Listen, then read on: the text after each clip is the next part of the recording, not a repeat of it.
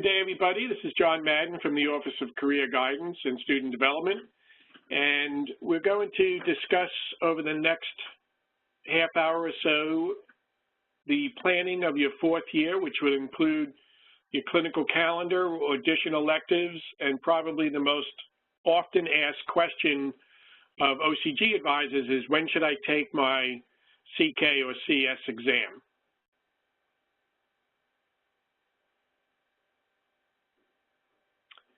Hopefully you've already listened to or participated in the OCG3 webinar, Preparing for the NRMP, and we're going to go over the timing of things in your fourth year.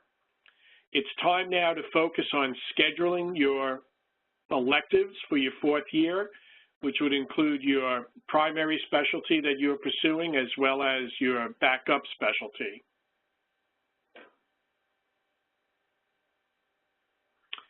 So, where are you in the clinical calendar timeline now? Well, that will depend when you started clinicals. So this is the old going back to the January start versus the August start, although some of you may be off schedule for those as well. But if you started your clinical training, i.e. your third year, in May or June of the period after your fifth term in Grenada, you're already a few months into your third year, and this depiction will show you when you need to do everything for the typical student. And we'll talk in a moment about when you should be off of this schedule based on your Step 1 score and your preparedness to take the CK and the CS. If you're a fall start, meaning you started your clinicals in August, September, and October, this is the graphic that you should download, print out, and put over your computer. However, if you started later than that, for instance, those of you who may have started in November due to delaying taking Step 1 or having to repeat it, this will jam you up as far as being able to finish your third years in time to take the CK and the CS in time for the application for the NRMP next year. And we'll explain that more as we go on. But you've had less of your third year rotations completed compared to the class ahead of you. So, all of you should have a clinical calendar, and we first discussed this in Term 5, and we felt that you should have a calendar laid out in front of you, and before you make any decisions as to taking time off to prepare for an exam or get married or take time off for vacation, you should refer to your clinical calendar, as everything you do will affect when you qualify to graduate and complete the 80 weeks of required training. So on our website, we do have a link, although the clinical program is 80 weeks. If you recall, we tell you to plan on it taking 90 to 92 weeks because of hospitals not having students there the last 2 weeks of December frequently, or if you're switching from one hospital to the next, then there may be a gap of 2 to 3 weeks just because of the different hospital schedules, et cetera. So an 80-week curriculum may take you more than 90 weeks. So the graduation dates, there are 4 diploma dates: January, April, May, and June of each year. The graduation ceremony is held, as you probably already know, in New York City in June each year. And right now there are 3 different ceremonies, and you'll be contacted by the graduation committee at the end of your third year, early in your fourth year, as to the process for entering into the graduation ceremony itself. So the diploma date is important, especially if you are applying to California programs where you're going to need the PTAL. The earlier you graduate, the better. Certainly April is better, but certainly no later than May, because you will not be able to process your training license in California if you graduate in June. You would not have it until the end of July, and as you know, the residencies expect you there at the end of June. So keep a track of your rotations on your clinical calendar, as well as contact information for your medical education coordinator, the person at the hospital that greets you and helps you set up your schedule for your third years. Make sure all that is recorded on your clinical calendar, because at some point in the future you may need to contact them again about getting a letter of recommendation or filling out a form for you. Mark on this calendar the month you expect to graduate, and then work your way back and make sure that everything is done according to getting finished in time to graduate.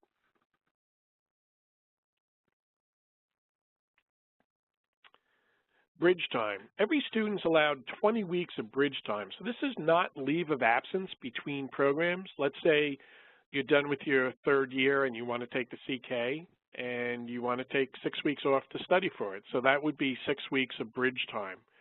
So the best person to be in touch with if you have questions about that is your clinical student coordinator and at the USS office in Great River. So if you have time, you may want time off to prepare for step 2. Other students may want to take time off for residency interviews. They may want to schedule 4 weeks off in December during the interview season instead of having to miss rotations. Keep in mind the official policy of the school is you have to make up any missed time, and the rotation you're on may not want you to have time off. So it's best to address this early on in your rotation if you have interviews scheduled for the during the time in the rotation, so that you can arrange to work extra call in the evenings or work an extra weekend to make up for any time lost when you're traveling to a residency interview.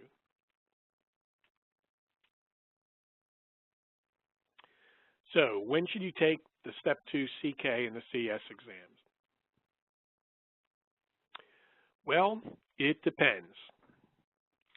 The CS takes about 8 weeks for the score to be reported to you, and most students will want to have the score available by September 15th. That's the day that you would have submitted your ERAS application for, and the program directors would have access to your ERAS application on the 15th of September. Now, that's just a general rule. So if you wanted to abide by that rule, you would need to take it by the end of the first week of July. And for those of you who have not yet completed all your core rotations, i.e. you were a fall start, that's going to cause a problem, especially if internal medicine is your last core and you have not yet taken it. 40% of the CK exam will be internal medicine, and almost every question or station on the CS exam will have some type of medicine involved with it. If peds or surgery is your last elective, not elective, but core rotation, and you get a peds or surgical station and you fail it, you fail the whole test. If you fail one station, you fail the whole CS exam. So you certainly don't want to risk that. If, however, you're scoring very well on the subject exams and you have a good Step 1 exam and you feel comfortable, then by all means you can go ahead and take it by the end of the first week of July. Hopefully you've already registered for this exam. We have advised you in both November and December to register for the CS exam. Most of you would prefer to take it in Philadelphia because that's the closest to where you're doing your rotation. However, keep in mind that all medical students, both U.S. medical schools and foreign medical schools, in the Northeast will also want to take it in Philadelphia, and there are only a particular number of slots available in Philadelphia or any of these centers for foreign medical graduates, so that they statistically all look the same when you compare these 5 CS exam centers in Philly, Atlanta, LA, Chicago, and Houston.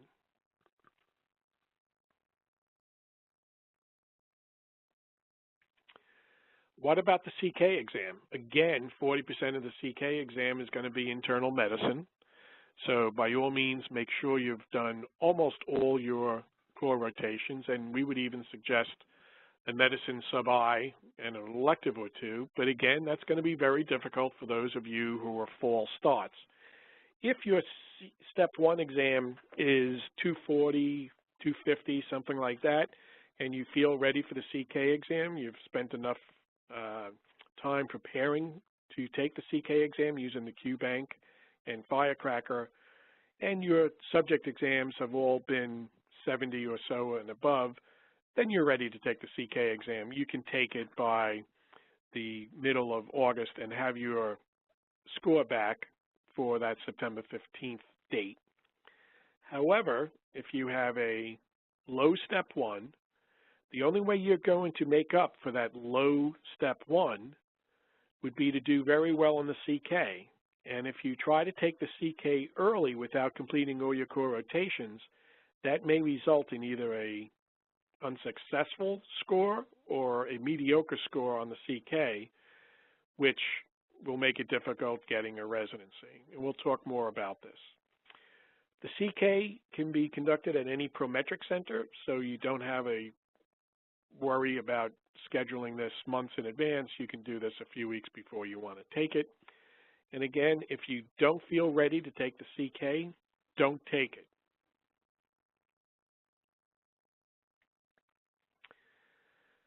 So if you started clinicals in the fall, you probably aren't finishing all your core rotations until August or perhaps late July. And this will make it difficult to have the Step 2 exams before ERAS opens on September 15th. Technically, you should know that you don't need to pass the CK and the CS exam until the rank order list submission date in February. This year it happens to be February 21st. But if you have a less than awesome Step 1 score, the program directors will generally want to see your CK and the CS passed before they offer you an interview. So you can't wait until February when the interview season is over. You need to take it early, and when I say early, certainly by having the scores available by October 1st, and generally not much later. So if you started in the fall, being August and September or October, there are really 3 options you have. Take the exam before you have completed all your cores. Take the exam after your cores. Submit your application before September 15th, even though it is lacking the Step 2 scores. And then once you get your scores, upload them onto the ERAS application. And if you do that, any program that looked at your application will automatically get an email from the ERAS system saying that there's additional information available. It doesn't really tell them what information is available, in this case your Step 2 scores, but it just tells them that there's additional information and they may want to look back at your application and decide if they want to interview you. Or the third option you have would be to delay entering the match this year until next year, and then that'll give you time, plenty of time to prepare for the CK, the CS, do additional electives, which we'll talk about, and graduate the following January instead of June with your class. Now that said, you can certainly still participate in the graduation ceremony with your class. You would just not get your diploma until the following January. So, should you delay taking the exams? For those of you who started in the fall, you have to consider your academic profile. If your Step 1 score is low, or let's say less than the mean, which is 227 this year for us, for St. George's students, and your subject exams, known to students as shelf exams, the NBME subject exams that you take, we've seen statistically that if your mean of the 6 core rotations of subject exams, if it's 68, you'll score approximately 220 to 230 on the CK. So if you have failed one of the subject exams or doing less than 67, 68 on the subject exams, it means you're not learning all the material you need to be, and you're not ready to take the CK exam. So if your step 1 is above 227 and your mean on the subject exam is over 68, you're probably okay taking the CK exam without having finished all your core rotations. But again, if it's below average or you had a failed step 1, you've got to nail the CK, and we would highly recommend that you delay taking this exam, both CK and the CS, and that you delay graduation in order to have the best application possible when you apply for a residency position. Program directors say over and over again at national meetings that they anticipate a student's CK score being 15 to 20 points higher than their step 1 score. Now, don't worry if you have a 250 and you get a 247 on the CK, then they're not going to hold that against you. But if you have a 220 and you get a 210 on the CK, that will probably be held against you. So when program directors look at a candidate for their residency, they will look at many factors, including your academic record, but they use landmarks such as your step scores in order to decide who they want to interview. So don't rush in taking the step 2 exams if you're not prepared or your academic record is weak.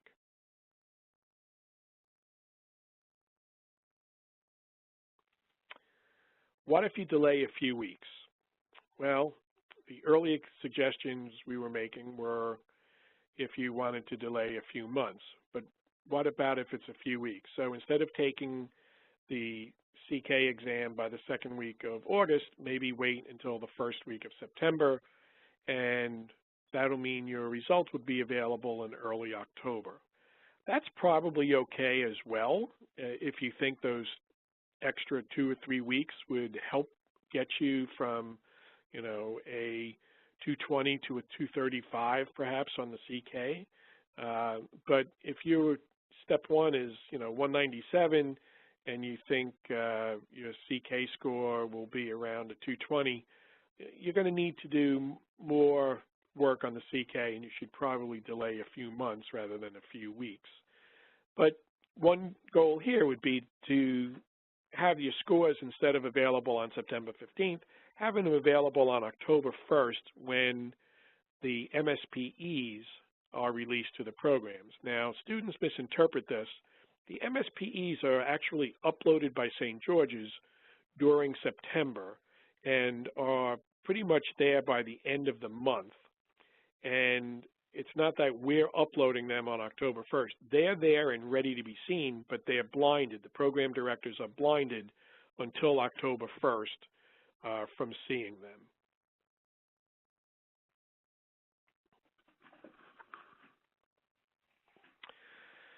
So what if you want to delay graduating and entering next year's match? Well, that's fine too. You'll be hearing from advisors later this month in February.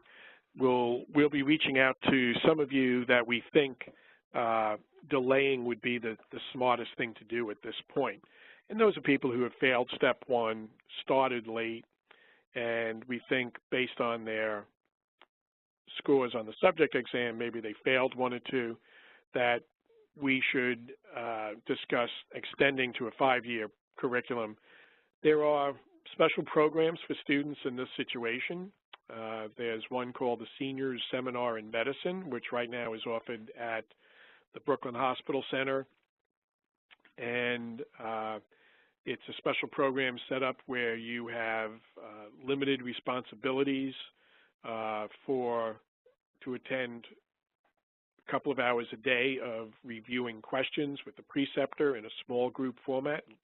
So far, it looks like it's going to be less than 15 students, and you'll be able to go to grand rounds and go to conferences and perhaps even on rounds if you would like in the specialty that you're interested in attending.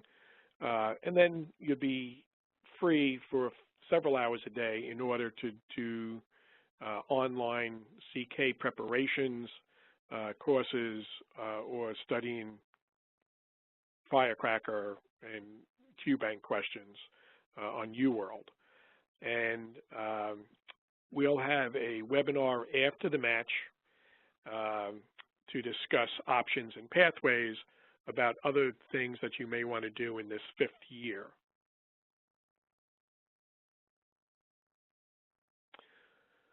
Fourth-year electives. Now, people from the OCG met with a group of medical education coordinators at a meeting in Grenada a few months ago, and we asked them, when do you want to hear from students? And the result is all over the place. Some hospitals want to hear from you 6 months before you want to do the rotation, and other programs say, oh no, that's way too early. We don't want to hear from the student until 3 or 4 months before the time they want to do the rotation. So you can start emailing them 6 months in advance. So 6 months before you're done with your 3rd year core rotations, you should be emailing places where you want to do an elective, but be prepared. Some may say, you know, please contact us, 3 months from now, and others may say, fine, what dates do you want to come, etc. Elective spots do go quickly, especially in limited specialties like emergency medicine, especially for EM. You only want to do rotations at a place that has an EM residency. There's no sense doing an audition type elective at a place that doesn't have a residency that you could apply to. So reach out to the medical education coordinator at these hospitals 6 months in advance. And keep in mind you're allowed to do 12 weeks at non-affiliated hospitals by our rules as well as accreditation rules for the school.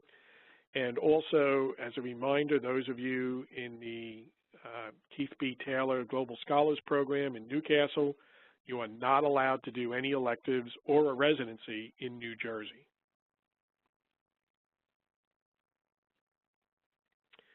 Keep in mind that you're going to have your Plan A specialty.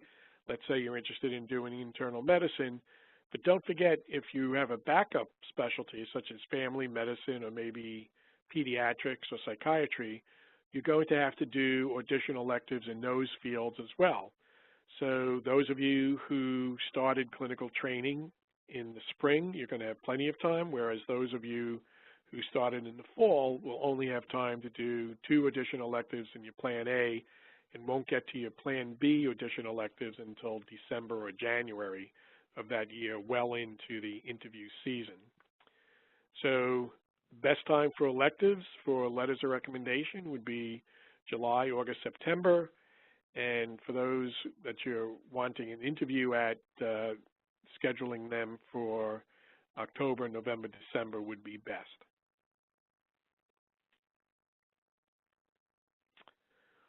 Fall start, as I mentioned, you're going to have limited time to cover all the ones that you need, but hopefully you have collected letters of recommendation during your 3rd year rotations, and you're ready to have them uploaded by September 15th.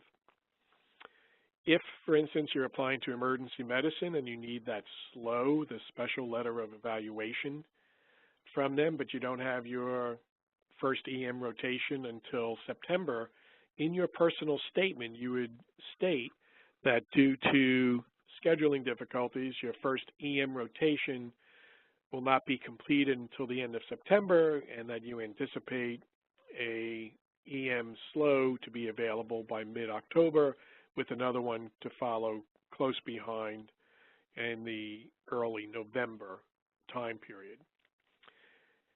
Keep in mind that if you're, let's say, doing internal medicine and you want to use an internal medicine letter of recommendation from October, that you can't send all your programs 4 letters, because you would not be allowed to submit a 5th letter of recommendation. Keep in mind from the OCG3 talk, you're only allowed a maximum of 4 letters of recommendation to each program. So if you have a particularly strong LOR you're anticipating getting in the fall, only submit 3, and then when you complete and the rotation where you're getting this awesome letter of recommendation, you can have that uploaded at that point, and therefore the programs, again, that looked at your application would then see that there's been additional material uploaded to your application, and they would look for that letter of recommendation.